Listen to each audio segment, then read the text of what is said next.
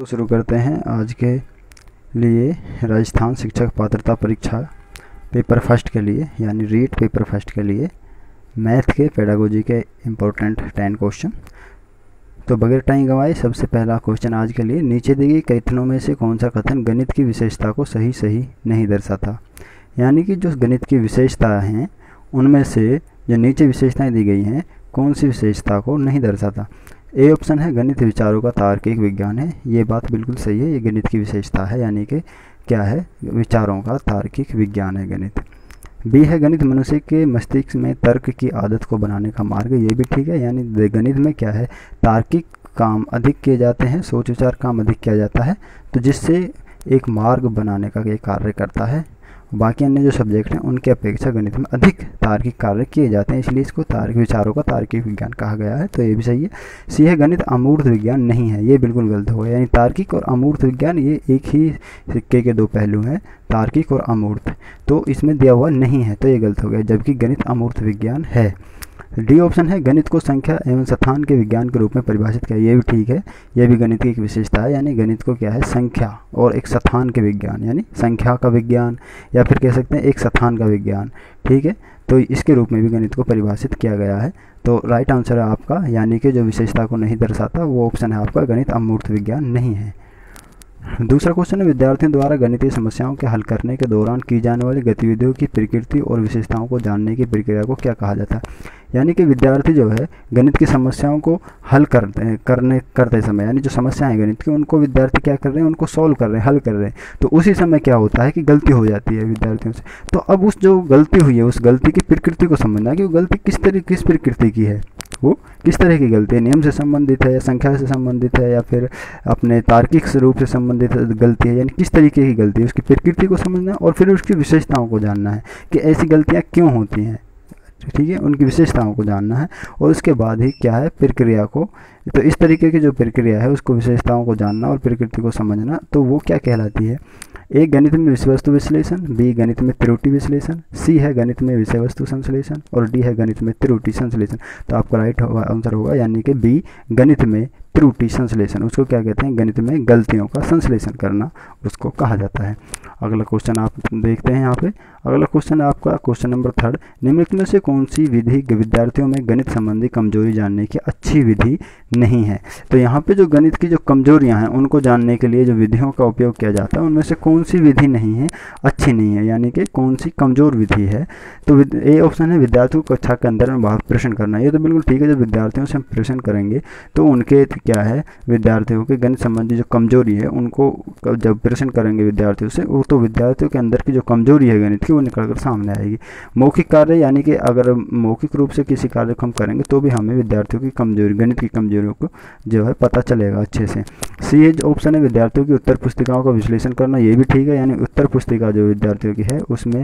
विद्यार्थियों ने क्या लिखा है उससे भी हमें बहुत अच्छे तरीके से क्या है विद्यार्थियों की कमजोरी का पता चल जाता है। लेकिन विद्यार्थियों में तुलना करना, आपस में एक दूसरे से तुलना करेंगे तो हमें विद्यार्थियों का पता नहीं चलेगा, तो इसलिए विद्यार्थियों की तुलना करना ये बिल्कुल भी अच्छी विधि नहीं है गणित की कमजोरी को पहचानने की।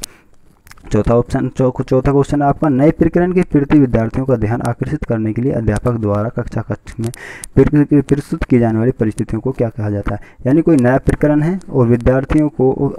अध्यापक उसको समझाना चाहता है, तो उसके लिए कि विद्यार्थी उसको आकर्षित तरीके से यानी ध्यान लगा करके उस चीज़ को प्रकरण को समझें, तो उसके लिए अध्यापक जो कक्षा में जो परिस्थिति कक्षा को अध्यापक को कक्षा में प्रस्तुत करनी पड़ती है, यानी ऐसी परिस्थिति का निर्माण करना पड़ता है ताकि बच्चा आकर्षित होकर के उस नई चीज़ को सीखे, तो उसको क्या कहा जाता है, ए पूर्व ज्ञान, बी प्रस्तावना, सी उद्देश्य कथन, डी आदर्श प्रश्न। तो आपका राइट आंसर है बी, यानी कि उसको क्या कहा जाता है, प्रस्तावना। यानी प्रस्तावना किसको कहते हैं, प्रस्तावना कहते हैं कि विद्यार्थियों को आकर्षित करने के लिए कक्षा कक्ष में प्रस्तुत की जाने वाली परिस्थितियों को पैदा करना, इसको क्या कहा जाता है, प्रस्तावना कहा जाता है। अच्छा, 5वां क्वेश्चन है, निम्नलिखित में से कौन सा कथन गणित के पाठ्यक्रम निर्माण को अच्छी तरह से नहीं दर्शाता। कौन सा कथन गणित के पाठ्यक्रम निर्माण को अच्छी तरह से नहीं दर्शाता है। ए है गणित का पाठ्यक्रम विद्यार्थी केंद्रित होना चाहिए, तो बिल्कुल ठीक है, यानी कि पाठ्यक्रम तो किसी भी चीज़ का है, वो किसी भी सब्जेक्ट का है, वो विद्यार्थी केंद्रित ही होना चाहिए। बी है गणित का पाठ्यक्रम क्रिया आधारित होना चाहिए, ये भी बिल्कुल ठीक है, यानी कि जो गणित का जो पाठ्यक्रम है वो क्रियाओं पर आधारित है, यानी गणित में क्या है, जितना हम कार्य करेंगे और जितना प्रैक्टिस करेंगे इतना ही गणित जो है समझ में आएगा। सी है गणित का पाठ्यक्रम मनोवैज्ञानिक एवं तार्किक ढंग से व्यवस्थित होना चाहिए, ये बिल्कुल ठीक है, बिना तार्किक ढंग से व्यवस्थित किए तो गणित की कल्पना भी नहीं की जा सकती कि गणित क्या है, पिछले क्वेश्चन में भी गुजर चुका, गणित क्या है, एक तार्किक विज्ञान है। चौथा ऑप्शन है यानी ऑप्शन डी है गणित का पाठ्यक्रम गणित अध्यापक की सहमति को आवश्यक नहीं मानता, तो ये बिल्कुल गलत ऑप्शन है, यानी कि ये क्या है, गणित के पाठ्यक्रम के निर्माण की एक अच्छी जो तरह से ये नहीं दर्शाता, गणित के पाठ्यक्रम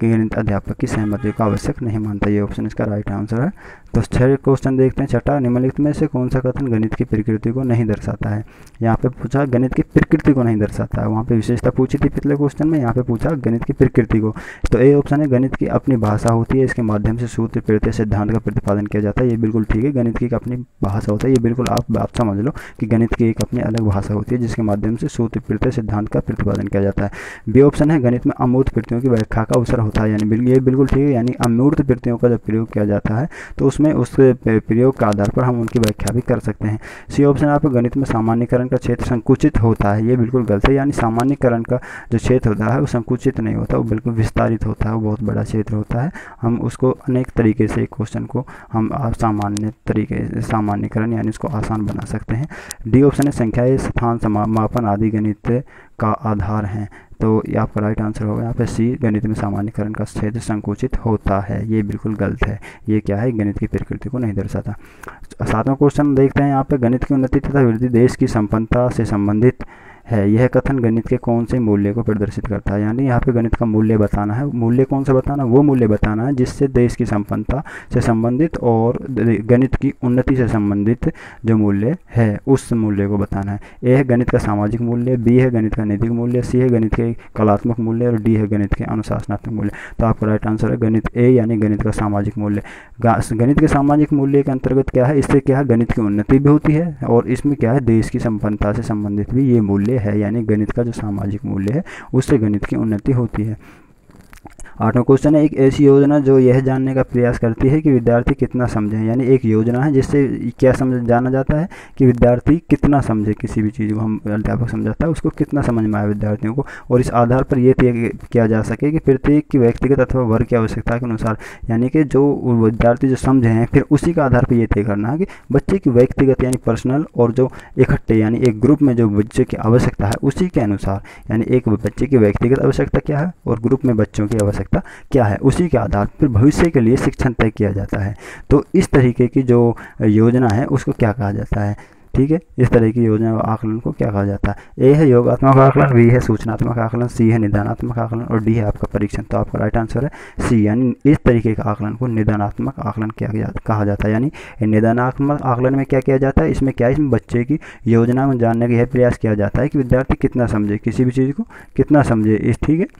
और जो समझे ये यानी उसमें व्यक्तिगत जरूरत क्या है उसकी बच्चे की और एक ग्रुप में बच्चे की आवश्यकता क्या है, फिर उसी के आधार पर आगे भविष्य के लिए शिक्षण तय करना, ये क्या है, ये निदानात्मक आकलन है।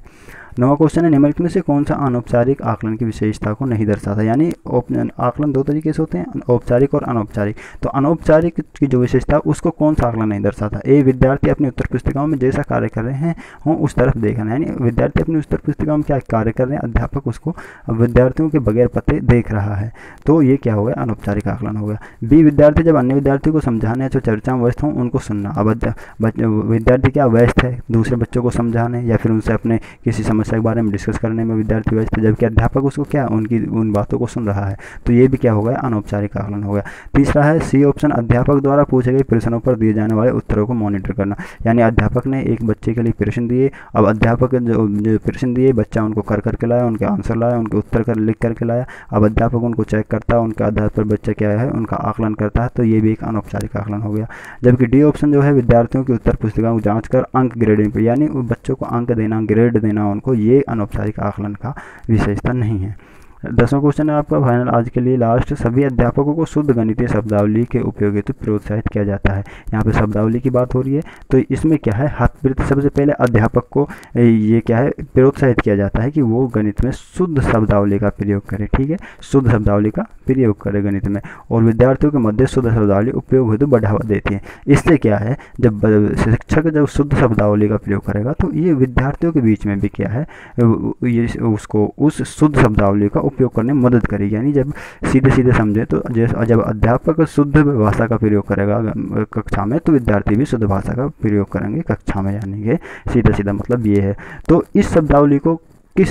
जाना जाता है, गणित शिक्षण में भाषा, बी है गणित शिक्षण में मूल्य, सी है गणित शिक्षण में सहसंबंध, और डी है गणित शिक्षण में उपकरण। तो पिछले क्वेश्चन में मैंने आपको बताया था, यानी गणित की अपनी अलग भाषा होती है, तो इसको गणित शिक्षण में क्या है, भाषा का है, इसी को क्या कहा जाता है, इस शब्दावली को गणित शिक्षण में भाषा कहा जाता है। यानी कि एक शुद्ध गणितीय शब्दावली का प्रयोग जब शिक्षक करता है तो बच्चा भी उससे इसी तरीके से प्रयोग करने के लिए प्रोत्साहित होता है। तो इसको गणित भाषा में क्या कहा जाता है, इसको भाषा कहा जाता है, गणित भाषा में।